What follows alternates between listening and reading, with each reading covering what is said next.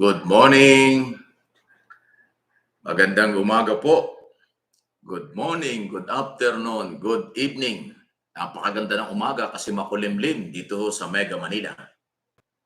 National Capital Region, Luzon, Visayas at Mindanao. Kamusta na po kayo? Sana po maganda rin ang inyong gising. At siyempre, bagong lahat kayo ay pasalamat muna sa ating makapangyarihang Ama, sa ating Panginoon sa panibagong pagkakataong ipinagkakaloob sa atin. Ako tapos na dahil pagising ko, nagpapasalamat talaga ako. Bago ako matulog, nagpapasalamat din po ako. So kayo po, pinapaalala ko lang, huwag kayong makalimot, magpasalamat sa nagbibigay sa atin ng pagkakataon buhay, pagtatagumpay, magandang kalusugan, seguridad at lahat ang ating Panginoon. Okay? Salamat po. Reminders lang, pinapaalala ko lang po. Good morning, tayo po'y muling magsama-sama sa pagkakataong ito at nako, ay talagang maganda itong mga balita. Unahin natin muna itong magandang balita at try ko maya-mayang iparinig sa inyo yung speech ng ating Pangulo. Mabunga, makulay.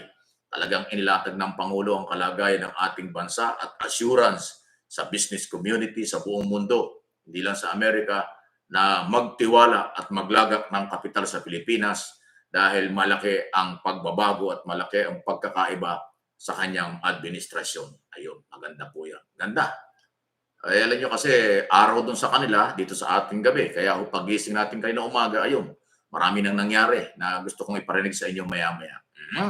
Kamusta na po kayo? Sana po okay lang. Adorasyon, Harrison, thank you. George, aba, Cagayan Valley, thank you. Edgar Garcia, Meldrich, ano ba yan? Red Kain, tama ba yan? Lula Puyat, Lula Payat, tama ba? Bakit yan ang pangalan? Vancouver Jim, Irin Malaya, Linda Sim, thank you very much. Teresita Lazaro, Ersi Halog, thank you. Nina Asuncion, Neil Vargas, thank you. Rita, Racket Tira, thank you. Nanay Leia Rodriguez, thank you very much. Dito sa kabila, Arit Yakap, thank you. Kabiro Lawa, thank you. Okay, thank you. Sino to? Miss Rivera, salamat. Okay. Maya Insina, thank you very much. Linda, okay. Carmelita Yamada, thank you very much. Salamat po sa inyo. Good morning. Bernard Jinger, Gatdula. Noy Nong Nor, thank you, Linda. Yulinda De Leon Lopez, thank you very much. Ani, Montrose, thank you. Eli Itom, thank you. Lourdes Perdiguera, thank you very much. Oriam Nabitsi, Grace Lassie, thank you very much.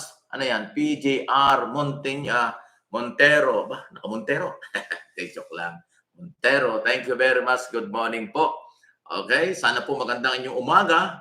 Good afternoon or good evening sa buong America and Canada. Nandiyan ang ating Pangulo. Pangalawang araw pa lang, ang dami nang ginawa. Grabe. Meeting, kaliwat kanan sa business community.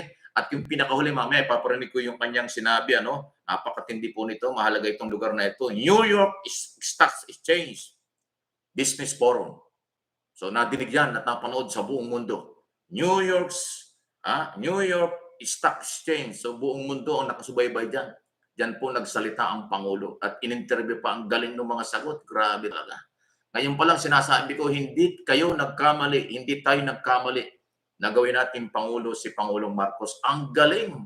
Galing sumagot. Yung speech niya, sabihin natin may binabasa siya, pero yung pagdating na ho dun sa question and answer, grabe yung kanya mga explanation.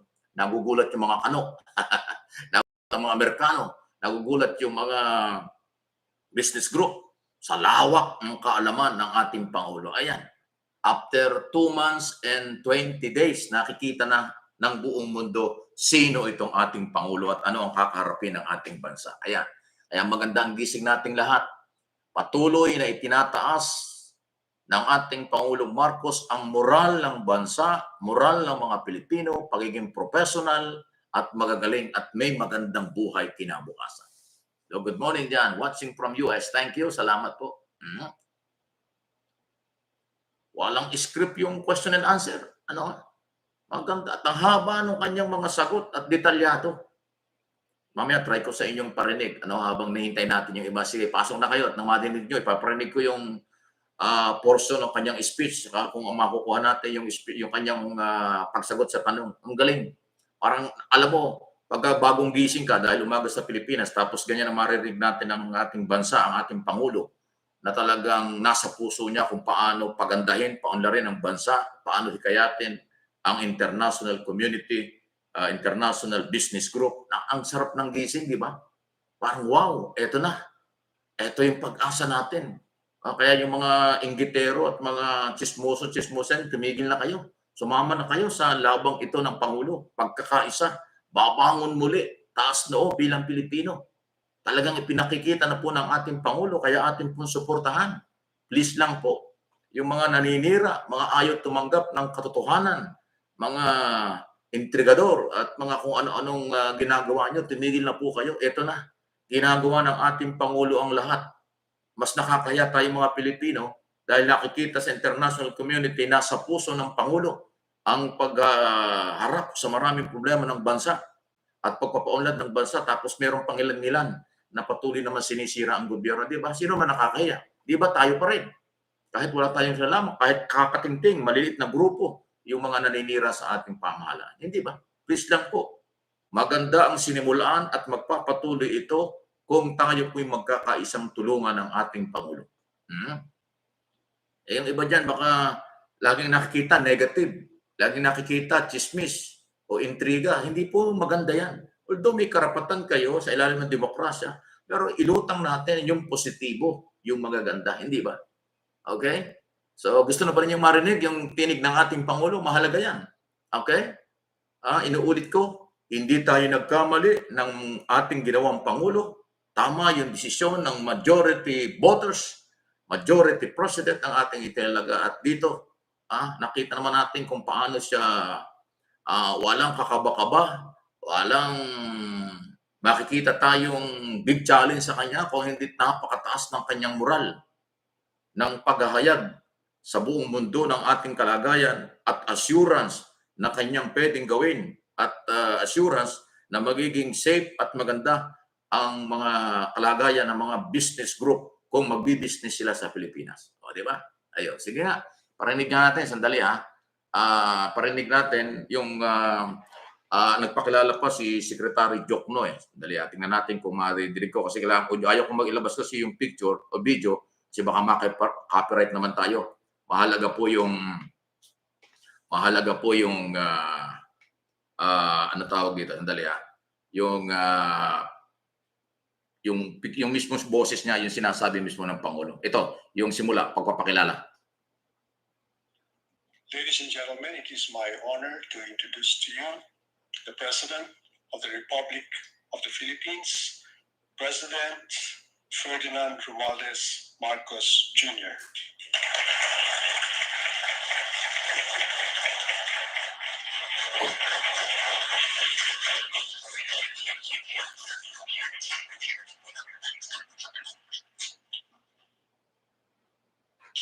Please be seated. Thank you, Secretary Ben Jokno, all the members of the Cabinet of the Philippines, Mr. John Tuttle, the Vice Chairman of the New York Stock Exchange, and for those kind words from Mr. Sabin Aboites, the convener of the Private Sector Advisory Council. We have also with us the Speaker of the House Speaker Ferdinand Martin Romualdez, and pinakikilala lang niya yung mga kasama niya harap ng New York Stock Exchange Business Forum. Also with us is our permanent ambassador to the UN, Ambassador Antonio Lagdameo Sr. And I would be remiss if I did not, of course, include in the First Lady. The First Lady, Lisa Araneta Marcos. Distinguished guests here today, ladies and gentlemen, good afternoon. On behalf of the Philippine delegation, I wish to express our gratitude to the New York Stock Exchange for inviting us here today. I consider it an engagement of invaluable opportunity to share with you how we are further opening up our economy to accelerate our recovery. Bouncing back from the pandemic, the Philippine economy has seen robust growth since last year and has returned to its path toward upper middle income country status, achievable, we believe, within the next few years. Against this backdrop, we have increased the scope for mutually beneficial investments that would mean more jobs and a better quality of life for Filipinos. For investors, doing business in the Philippines is an opportunity to reap the benefits of a vibrant economy. We are proud to share that we recently enacted policies to further liberalize our economy and welcome more foreign investment to our shores. First, we passed legislation to lower corporate income tax rates and rationalize fiscal incentives. Second, we reduced the minimum paid-up capital requirements for foreign retailers and foreign startups, bringing in advanced new technology. And third, we now allow full foreign ownership of companies providing public services such as telecommunications, shipping, air carriers, railways, subways, airports, and toll roads. The United States and the Philippines have strong and enduring ties in trade and commerce, among many other areas of cooperation. The US is our third largest trading partner and second major source of foreign direct investment applications in 2021. To international investors, the Philippines offers high-quality labor, a large consumer market, and a wide range of fiscal and non-fiscal incentives. At the same time, we remain committed to maintaining sound macroeconomic fundamentals, providing a clear development roadmap. Let me expound a little bit on these important points. First, sound macroeconomic fundamentals. Our gross domestic product is projected to grow by 6.5% to 7.5% this year, by 6.5% to 8% from 2023 to 2028. The employment situation has improved following the temporary disruption caused by the pandemic. The unemployment spike of 17.6% in April 2020 fell drastically to 5.2% in July this year, the lowest record for all July rounds of our labor force survey since 2005. Manufacturing activity has accelerated, staying above the growth threshold of 50 for the past 7 consecutive months and settling at 51.2 last August. Trade is back to double-digit growth, with demand for trade partners boosting our exports and with domestically situated firms importing more inputs in anticipation of rising demand. At the same time, with our commitment to fiscal discipline, the country's debt-to-GDP ratio has improved to 62.1% as of end June this year from 63.5% in the previous year.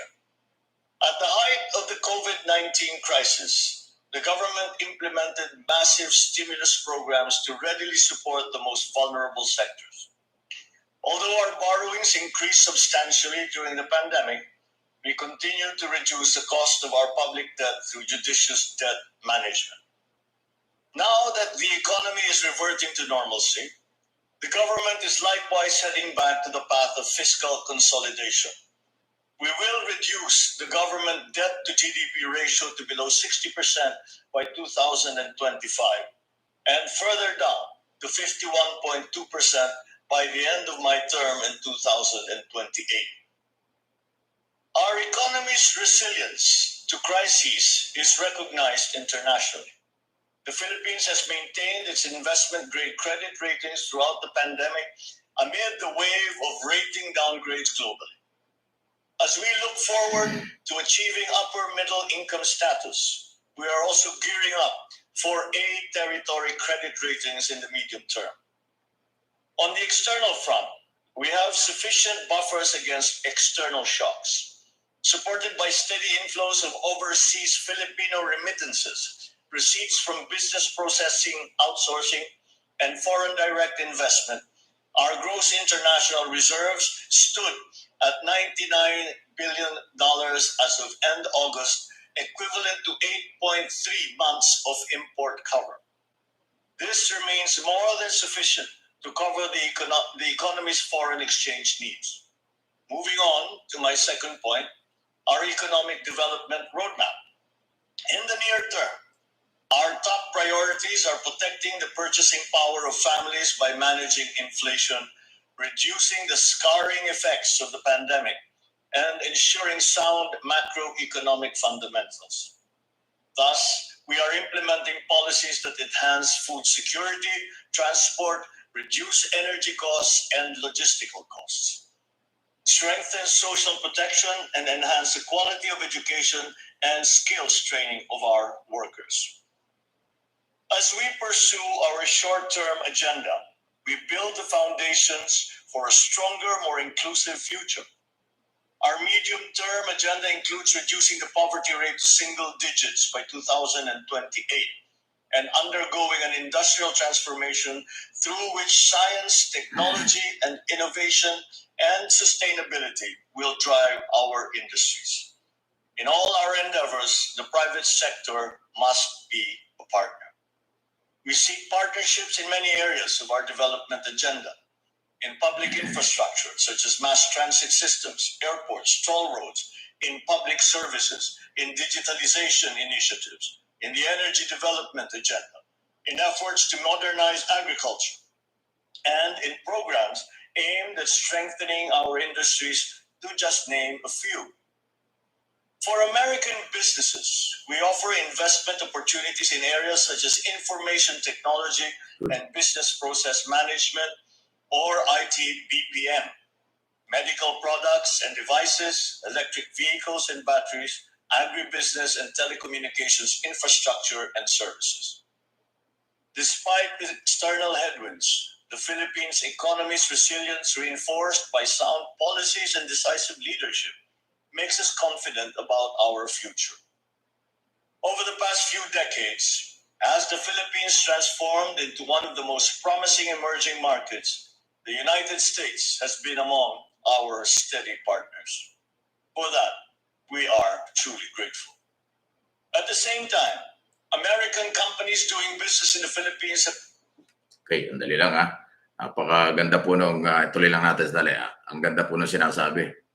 Yung speech mismo. Have benefited significantly from our economic successes. I wish to emphasize that the Philippines is keen to continue nurturing the ties that help produce mutual benefits for both our economies, our organizations, and our peoples. Let us achieve many more milestones together. Thank you very much for this opportunity, and good afternoon to you all. Ayan. So, ayan po. Kita naman nyo. Detalyado yung gusto niyang gawin at ipinarating sa business community. New York Stock Exchange Business Forum. At ito na, yung susunod. Sandali-sandali lang po. Paparinig ko sa inyo yung, sandali lang, hawak ko yung microphone ko, yung lapel natin. Paparinig ko sa inyo itong question and answer. Thank you very much, Mr. President, for your remarks and obvious support of investment in the Philippines. In your speech, you discussed the fact that the Philippines is now allowing full foreign direct ownership in companies providing public infrastructure. How important is foreign direct investment into achieving those economic plans of yours, Mr. President? Well, it should be on. Humihina yung microphone. Certainly, as we attempt to transform the economy, and I use the word transform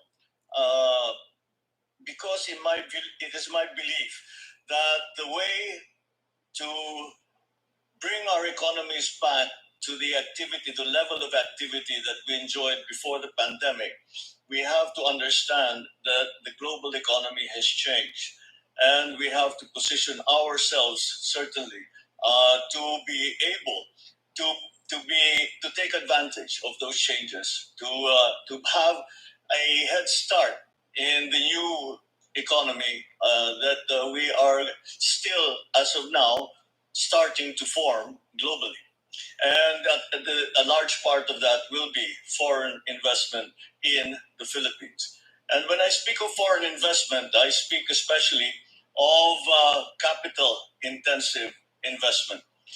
Because although we have our GDP, if we look at our GDP figures, a great deal of the contribution to GDP has been in our service sector. And therefore, we think that it is manufacturing, the area of manufacturing, where we can still do a better job. And this is one way, the foreign direct investment, capital intensive investment is also something that we are going to actually to need for us to be able to achieve the targets that we have set for our economy, have set for our country. And it is going to be key as we are trying to define or determine the mix between loans and capital intensive investment. So the part that capital intensive investments play is going to be a very important aspect of this transformation of our economy that I speak of. So that is a large part of what we are doing here.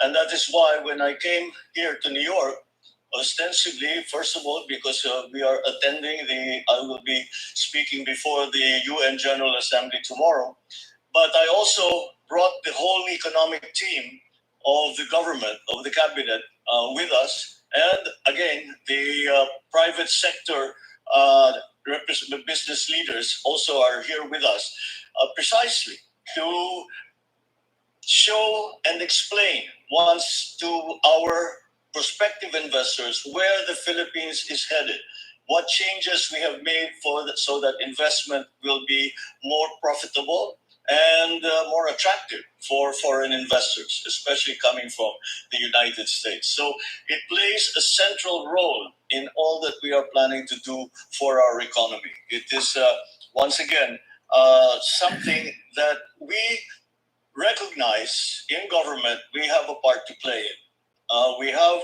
to fundamentally restructure the bureaucracy, the government. We listen to the chambers of commerce that tell us what are the obstacles that they find in their way, such as the ease of doing business, the prices of energy, all of these and these other legislative guarantees that investors are looking for. And I believe we are headed in the right direction. And I believe that if we continue down this road and we are able to attract investors to this new investing climate that we are starting to create in the Philippines, then I believe that with the role that foreign direct investment will play, I think we could succeed. But that just illustrates how important we consider that investment to the transformation of our economy. Well, thank you very much, Mr. President. You mentioned two themes in particular. One was, of course, foreign direct investment, but you also touched on the United States and it being one of the most important investors in the Philippines. Now, the United States and the Philippines have long enjoyed a very productive relationship and partnership. Can you talk a little bit about that partnership and how you see it going forward? Well, our relationship has gone back for over 100 years between the United States and the Philippines, and we just earlier today we had a lunch that was hosted by the U.S. Philippine Society, and I spoke to them, and we talked perhaps more on the subject of geopolitics, and I explained that it is very clear to me in my vision for the way that the country will move forward, that I cannot see the Philippines in the future without having the United States as a partner. And although I was referring to the geopolitics of it, and I was referring to the political situation in the region and around the world, that certainly does continue to apply in our exchanges in the economic front. And many of the drivers of our early economy were actually American corporations. Many of the strongest corporate benefactors really to government and to the rest of society in the Philippines were coming from the United States. Now, of course, this has evolved as time has gone on, but the strength of that relationship continues. And we envision a further strengthening of those relationships. I believe that the political, economic, diplomatic relations that we make, the partnerships that we forge that we strengthen now are going to be extremely necessary for the simple reason that they provide the stability in this highly unstable economic, political, geopolitical, diplomatic environment. This is something that is central to our thinking when it comes to the economic planning for the Philippines. So again, we have adjusted many of our ways of doing business at the behest of our friends in the United States and of the American businesses that are already in the Philippines. And so I think that will give us great opportunities in the future.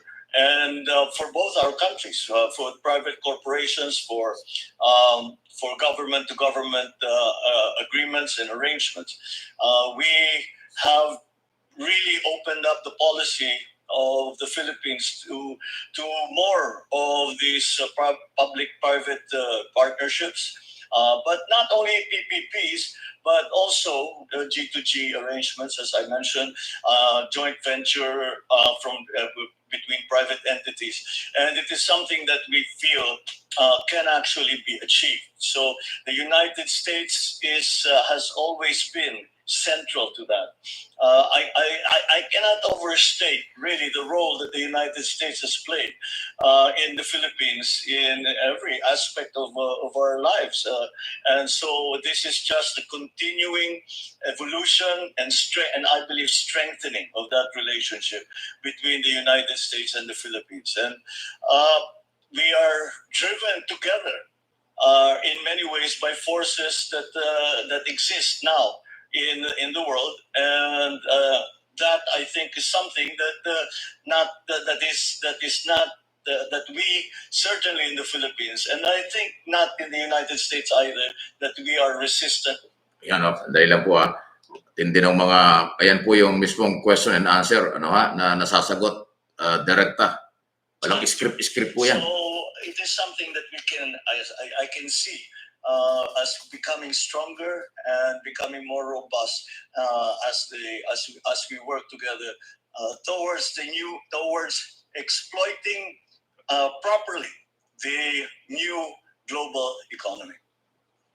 Thank you very much, Mr. President. You touched on American businesses investing in the Philippines and the opportunities to do that through public-private partnerships, the infrastructure projects you identified on the onset as well. But as we look at the population and we look at the economy, it's young, it's dynamic, it's tech-focused. It has high English language fluency. It's ripe for investment. What is your message to investors in this room, those watching us from around the world, for how to invest in this next generation of Philippine companies that one day, selfishly, we hope will come here to the New York Stock Exchange to raise capital and to grow and expand and even do more things? What is your message to them, Mr. President? Well, to achieve exactly what you were saying, at least to begin with. Yes, we certainly, when I'm asked why do you have such a bright view of the future, and my answer is always that there are 110 million Filipinos that are working towards the same goal, and that I still believe is our workforce is still our greatest asset, and it is something that we have seen succeed.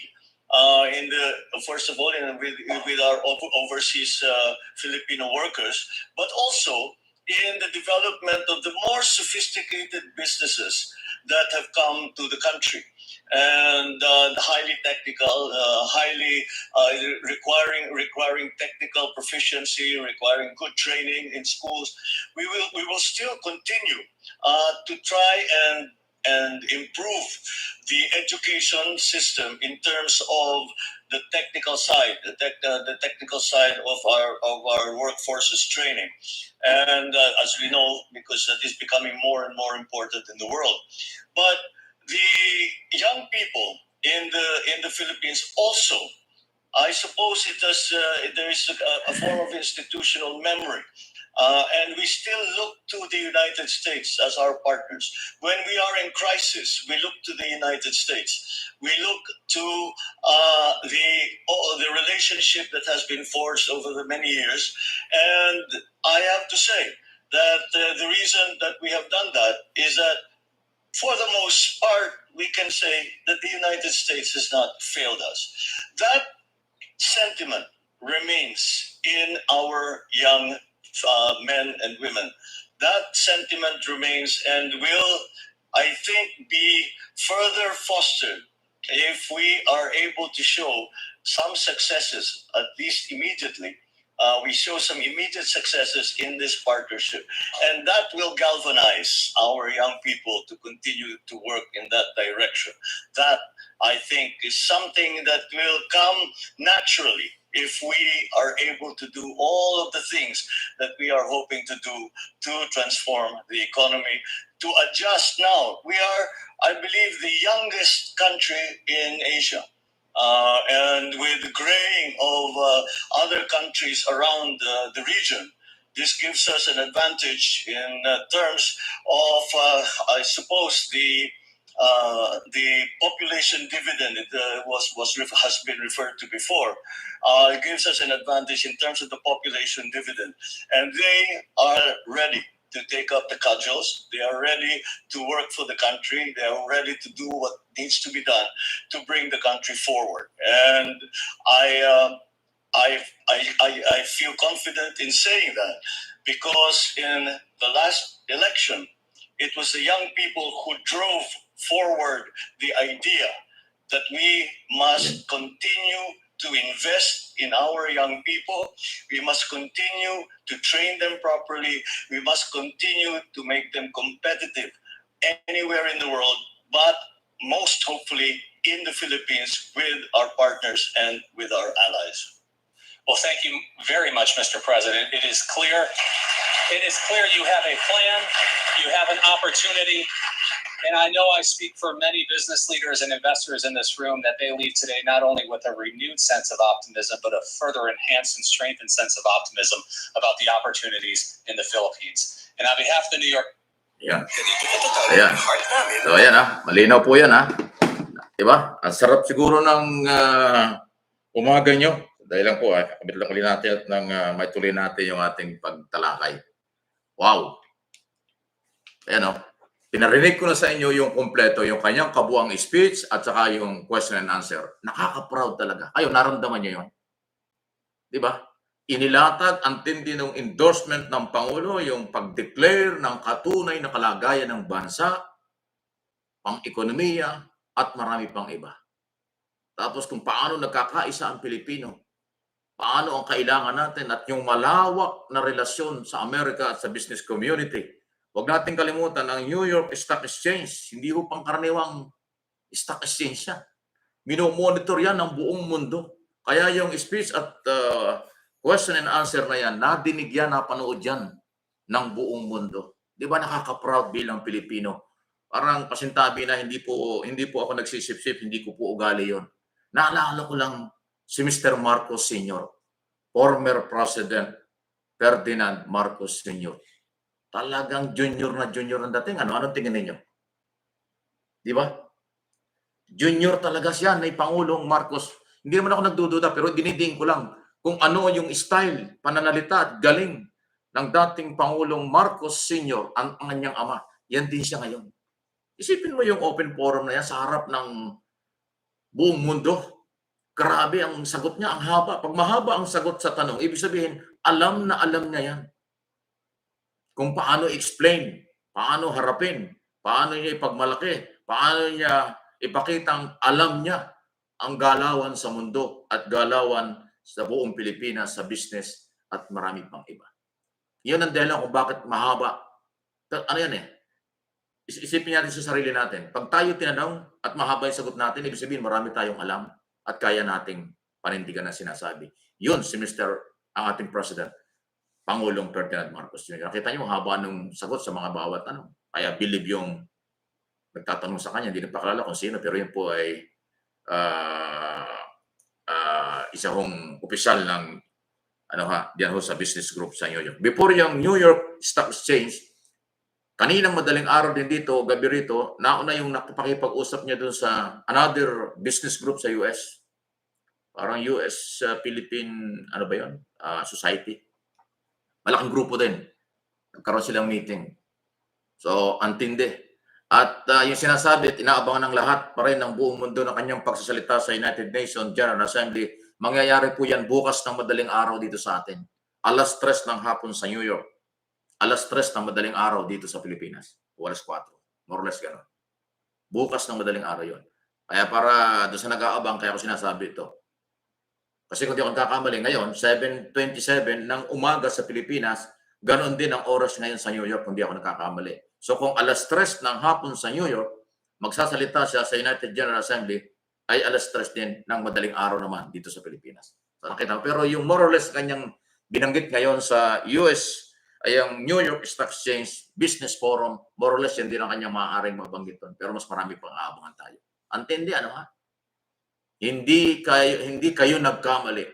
Mga Pilipino, 31.5 milyong Pilipino, hindi kayo nagkamali. Ang galing ng Pangulo. Matindi ho yung kanyang alam na alam niya kung paano niya harapin ang problemang ekonomiya, paano patakbuhin ang bansa at yung kanyang panghikayat. Kaya nga nagpapalakpakan sila doon. Dahil nailatag na naibigay ng Pangulo sa international community, hindi lang sa New York, kundi dahil nga po yan ay worldwide, yung kalagayan ng bansa at kailangan ng bansa at assurance na pangangalagaan ng Philippine government ang lahat ng mga foreign investor. Kaya kanyang hinikayat ng mga kapital, mga muhunan sa Pilipinas. Good for the country, good for business ang mensahe ng ating Pangulo. Wow! Sarap ng gising, di ba? Ang sarap ng umaga. Parang habang kayo nagbe-breakfast, naghahanda sa pag-alis sa trabaho, binigyan ko kayo ng magandang balita mismo sa Pangulo. Dahil yan ang pinakamalaking balita. Kahit nasa Amerika, kahit nasa ng Pangulo, siya pa rin dapat ang ating pinag-uusapan dahil ang kanyang ginagawa ay para sa Pilipinas. Good for the Filipino people, good for business dito sa ating bansa. Yun. Okay? So, ayan. Wow! Talaga lang, ha? Kayo ba, ganun din ang naramdaman? Parang talagang nadinig natin ng dating Pangulong Ferdinand Marcos Sr. yung kanyang father. Ganyan-ganyan kung magsalita ang Pangulo, dating Pangulo. At ngayon, dahil anak, junior nga ito, at nagpapakita lang. Although yung iba dyan, yung ibang talagang saradong isip, ayaw maniwala, hanggang ngayon na hindi makamove on, na tayo magagawa. Huwag natin pilitin yun. But na huli, marirealize na nila yung ating sinasabi. Binigyan ko kayo ng magandang balita doon sa mga bagong gising, hindi nadinig kanina madaling araw kasi madaling araw yan dito. Magkaiba po ang araw kasi at oras. So, ang ganda niya. Ang laki ng ating aasahan at inaasahan sa ating Pangulo dahil kaya niyang kaya niyang i-handle ang bansa, kaya niyang hikayatin ng mga negosyante at makipagsabayan sa kahit anong lahi, kahit sino pa sa buong mundo. Inuulit ko, yung New York Stock Exchange Business Forum, inaabangan niya ng maraming negosyante sa buong mundo, hindi lang po sa US. Kasi New York Stock Exchange yan. Dito sa atin, meron. Philippine Stock Exchange, meron. Dito tayo lang halos. Di ba? Nande. Wow. Di ba? Hindi tayo nagkamali. Maging proud tayo sana mga Pilipino. Meron tayong Pangulong ganyan na kayang-kayang at panindigan ang mga plano. Kita nyo? O yung mga nagsasabi dyan, nasa ng Pangulo. O ang Pangulo ganito, ganon, ay nagkakamali kayo. Sabi ko sa inyo, nagtatrabaho ng matindi. Alam niya ang kanyang trabaho at responsibilidad sa bayan. At ginagawa naman. Pag hindi niya naramdaman, hindi ko na alam. May tayong kasabihang, pag ginusto, maraming paraan. Pag ayaw, maraming dahilan. Baka nandun kayo sa maraming dahilan. Di ba? Ayan, no? Hopefully, ang lahat ng Pilipino dito at sa abroad, mga overseas Filipino workers o mga Pilipinong nasa ibang bansa, na kung saan kayo nandoon, nagtatrabaho or nagbabakasyon, ayan po. Ipagmalaki ninyo, ipagmalaki natin sa lahat ng ating mga kakilala, dayuhan man yan o kababayan natin, hindi nakapanood, nakapakinig, iba ang dating ng ating Pangulo. Okay, so 40 minutes na tayo, ang bilis talaga ng oras. Ano po, samantala balik tayo sa iba nating mga balita naman. Na nangyayari dito sa ating bayan, kahit wala ang Pangulo, ay siyempre tuloy-tuloy. Dahil nandoon, meron tayong officer in charge na masipag, magaling, may tapang. No mercy. Yeah. No mercy on criminal. Yan ang statement ng ating officer in charge. Nakita mo naman yung combination na yan. Yung unity niya. Yung relasyon between President and Vice President. Talaga yung katatagan, stable ng ating bansa nandoon. Nandun nanliligaw ang ating Pangulo sa mga business group international para pagandahin ang ating bansa. Tapos ang kanyang ginawang OIC, ang ating pangalawang Pangulo, na napakataas ng kanyang pagtitiwala, ayan, ginagawa ang trabaho. No mercy on criminal. Yan naman ang statement kaagad. So parang kung yung mapapansin, every time na maiwan si Vice President maging OIC, may mga statement na matitindi at yun ang kailangan. Kaya yung mga law enforcement agency hindi ngayon malaman kung paano susunod sa ating officer in charge. Balita ko nga, makikipag-meeting, naghahanap ng oras si General Rodolfo Azorin Jr. kay Vice President Sara Duterte, officer in charge ng bansa, para ipaliwanag yung kanyang, kasi malayo-malayo yung diskarte at programa ni General Azorin as PNP Director General dun sa statement ng Vice President, no mercy on criminal. Di ba? Ayun, matitindi yung mga mabigat to, Di ba? So, matitindi ang mga statement. So, ayan po ang mga balitang aabangan natin kung ano mangyayari. Isa pa magandang balita, ito yung SIM card registration, ito kailangan natin ito para mawala na yung mga gumagawa ng kalokohan para ma-identify na po kayo. Kahapon ay approve na yan eh. Nagkaroon na ng voting. Nagkaroon ng botohan sa Kongreso. 250. Yung pumabor sa SIM card registration. Okay? 6 lang yung nag-negative or tumutol sa House Bill number 14, 14. Yung mga gunita, nabanggit ko na yan dati, si Speaker Martin Romualdez nasa Amerika lang, at saka yung kanyang asawa na party list, at Congressman Sandro Marcos ang isa sa mga sponsor ng House Bill number 14 para ho sa SIM card registration. Nagkaroon ng voting kahapon. May malaking chance na maging batas yan kasi 250 yung pumabor. 6 lang yung nag-against. Sa Kongreso, sa Senado, pagpunta ron, ma-approvean din yan. Dahil yun ay gusto rin ng mga senador. Okay? So, ang galing. Isa pang magandang balita naman, rollback ng presyo ng langis. Kanina pang alas 6 ng umaga nangyari. Nakita 4 pesos yata. Conforme, kaya na pong bahala magpunta sa inyong suking gasoline station. Nag-rollback na simula kaninang alas 6 ng umaga. Oil product, diesel, okay, kerosene, and saka gasoline. Ayun. Yan ang magandang balita. Kaya pwede na kayong magkarga ngayon dahil 7:34 na, so nag-rollback na. Okay. Ito, isa pa rin magandang balita. Dapat lang naman talaga. Gusto na pong alamin at aalamin na ng Philippine National Police at ng DILG sa tanggapan ng PAGCOR ang tunay na bilang listahan ng mga pogong pinapasok sa Pilipinas para magsugal dito noong 2020, 2021 at saka kasalukuyan. Gusto ng DILG at ng PNP ma-identify kung ilan ito at malaman kung sino ang sangkot sa mga katiwalian. Kasi kahapon o isang araw, kahapon meron yatang 231 o 200, basta mahigit na 200 yung na-identify nilang kasama sa Pogo, yung Philippine Offshore Gaming Operation na ang galaw ay illegal. Kidnapping, ng gugulo, sumisira sa imahe ng Pilipino at ng Pilipinas. Kaya dapat talagang pauwiin na sila or kasuhan at pakulong kung kinakailangan. So mas marami ng sektor ngayon, both Congress and Senate, Executive Department, ang nagdududa na. At actually gusto na nilang ipatigil talaga, kaya suportahan natin kung ano po ang magiging desisyon ng national government tungkol dito sa mga Chinese national na Pogo, mas kilala silang Pogo. Nagnegosyo rito ng walang bisa Pumasok dito ng walang visa, saka lang binigyan ng visa. Kaya posibleng ginamit yung pogo ng mga sindikato sa China para makapasok dito, pero iba ang galaw. Hindi negosyo, kaguluhan ang dala, panggugulo, paninira sa ating bansa. Ako nga, duda ko dyan na baka yung pogo mo yan ginamit ng mga military na ng China eh. Nagpakilalang pogo, pakilalang magtatrabaho, baka military, baka People's Liberation Army na yung mga yan. Nakakaduda na kasi ngayon eh, mahina yung collection, mahina yung performance ng pogo sa pagpasok ng trabaho, pagpasok ng buwis sa gobyerno.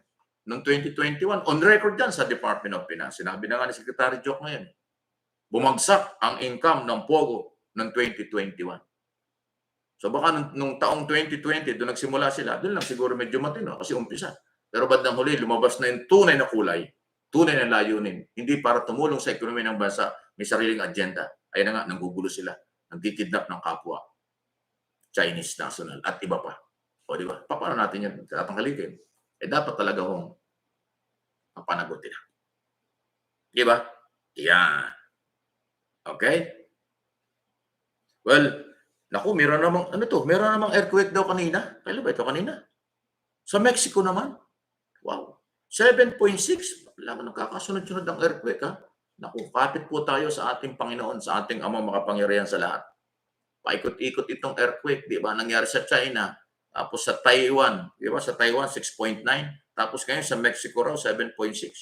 So, China, Taiwan, Mexico, itong magkakasunod na earthquake. Ang lalakas. Grabe ho yung damage doon sa Taiwan. Nakita ba ninyo yung mga picture at video naglabasan?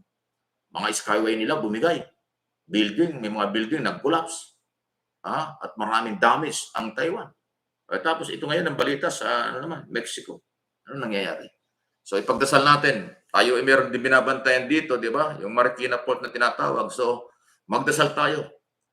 Pasintabi na ang Pilipinas ay kilalang mga Katoliko or malapit sa Diyos or talagang hindi mapagmahal sa kapwa at talagang sa Diyos laging naniniwala. Palakasin pa natin yan. Humingi tayo ng gabay at tulong na huwag tayo maging biktima nitong umiikot-ikot na earthquake sa buong mundo, sa mga mundong ginagalawan natin. So, pagdasal po natin huwag kasi sayang. Ginagawa ng Pangulong Marcos ang lahat para mapaganda ang ekonomiya, maunlad ng Pilipinas, makahabol tayo sa malaking mga bansa, magkatrabaho mga Pilipino, huwag magutom mga Pilipino. Kung magkakaroon po ng mga kalamidad, di ba sayang naman? Kaya ipagdasal natin, yan ang magagawa natin. Ipagdasal ng mga Pilipino, anuman po ang inyong relihiyon, kasarian at paniniwala pampolitika, magkaisa tayo, hilingin natin sa ating Amang makapangyarihan sa lahat, iligtas tayo dito sa mga kalikasang nangyayari na hindi biro ang pinsala o damage at epekto sa kabuhayan, ekonomiya, seguridad, pangkalahatan na. Di ba? Okay? So ayan, tuloy-tuloy pa rin po yung mga comments. Tama yan. Yung inyong mga paniniwala at paghanga, pagsuporta sa ating Pangulo, tama po yan. Okay po yan. Okay? Tingnan ko sa aking pinarinig na speech doon sa New York Stock Exchange at yung open forum or question and answer, talagang detalyado, walang binabasa sa question and answer at malinaw na ilalatag ng Pangulo ang kailangan ng ating bansa. Chris Nicanor, thank you very much mula sa Hong Kong. Ako yung iba, hindi ko nabanggit dito kasi nakadami kaninang mga nagsusupport pero sorry po, hindi ko nabanggit kasi naka-live tayo, pinapakinggan natin lahat yung speech ng ating Pangulo. Okay? So thank you po sa inyong lahat at mag-subscribe po kayo, manatili po kayo dito sa Mike Abby Opinion. Yung hindi pa nakakapag-subscribe at mag-follow na rin po kayo sa Facebook account natin. Facebook page natin. Patricia Camacho, thank you very much. Okay? So yan nga po. Galing. Wow. More or less ay nakaka-50 minutes na po tayo. Bilis ng oras at panahon. Ayan, panahon. Brilliant, smart. Totoo yan. Talaga hong nakita natin yung galing. So ang ating aabangan, bukas ng madaling araw yon, mga alas 3, alas 4, yung speech na ng Pangulo sa United Nations, 77 United Nations General Assembly. Alas 3 ang schedule daw, alas 3 ng hapon doon, alas 3 din ang madaling araw naman dito. Kaya pagising natin bukas ng umaga, pagka ay pipilitin natin may parinig natin sa inyo ang ganitong oras ulit. Basta lumabas yung mula sa New York, mula sa Estados Unidos. Okay? So, Mon Atienza, thank you very much. Yan po muna yung ating siguro pwedeng pag-usapan ngayong araw ito. Alam niyo, may lakad ako araw-araw eh. Mamaya ay nasa television naman tayo. PTV at saka Radyo Pilipinas mamaya po yan ng 9 o'clock. Uy, parang uulan na naman, makulimlim na naman. So, salamat. Sana po ay mamayang hapon, huwag kayong mamayang gabi, huwag kayong mawala dahil meron akong tatalakayin. Merong isang malaking grupo na nananawagan na po ng malalimang investigasyon doon po sa mga dokumento ng Office of the President na kumalat or ginamit na kung sino-sino dyan. Meron po malaking grupo na nananawagan ito ay imbestigahan at papanagutin. Mamaya ako nagbibigay ng detalye. Mamaya pong gabi yan sa ating Mike Abby Opinion ng alas 7 ng gabi. Abangan po ninyo yan kung paano natin ipaliwanag kung sino ito pong grupo na kumikilos na at humihiling ng kakulang investigasyon at papanagutin ang mga taong nasa likod ng mga dokumento ng Office of the President na kumalat na wala yung pagrespeto sa may-ari ng sulat at sa institusyon. Yun nga ang mabigat talaga. Anyway, Maripe, Sablayan, abangan po niyan. Mamaya ko nagagawin yan. Mamaya ko po natin pag-usapan yan. Alas 7 ng gabi. Doon sa ating, kasi ito yung morning and evening nating live dito po sa Mike Abby Opinion. So, okay, huwag po kayo makalimot, mag-subscribe, mag-follow, like and share. Ano po, pwede rin yung i-post yung ating mga tinatalakay dito kung gugustuhin po ninyo at walang problema. Okay? Pakalat natin sa lahat ng mga kababayan natin sa dito at sa buong sanlibutan o sa buong mundo para alam ng mga Pilipino. Salamat po sa inyong pagtitiwala at suporta dito sa Mike Abby Opinion. So dahil dyan, papaalam na po tayo. Naka 51 minutes na po tayo. Pasensya na po kayo pag umaga. Medyo limitado yung ating oras kasi may lakad pa ako. At mamaya naman sigurado magkikita-kita ulit tayo. Especially yan po sa PTV at saka po Radyo Pilipinas ng 9 o'clock. Maraming salamat. Babay po. Sa lahat po na may mga problema, huwag kayong makakalimot. Lagi ko po sinasabi yan, morning and afternoon or evening. Huwag kayong mawala ng pag-asa. Kapit lang sa ating makapangyarihang Ama. God is good all the time. Siya, ang Diyos ay pag-ibig. Yan, pag-ibig ang Diyos. Kaya kailangan natin siyang mahalin, mahal tayo niya. At kung ano man ang inyong problema at kung ano-ano dyan pagsubok, malalampasan din po yan. Thank you. Malalampasan po yan. Kapit lang. Walang discrimination, walang panlalait, walang paninira, walang kung ano man, walang pang-personal ang ating Panginoon. Mahal niya tayong lahat. Anak tayo niyan lahat. Kaya nga ang Diyos ay pag-ibig. Okay? Saludo po ako sa lahat ng mga Pilipino dito at sa abroad. Salamat po. Mabay na muna. Breakfast na muna tayo. Hopefully, naibigay ko sa inyo at naparinig ko sa inyo ang magandang balita mula sa ating Pangulo sa New York. Kaya palagay ko, everybody happy. Okay? Kakaunti yung mga baka iba ang paniniwala.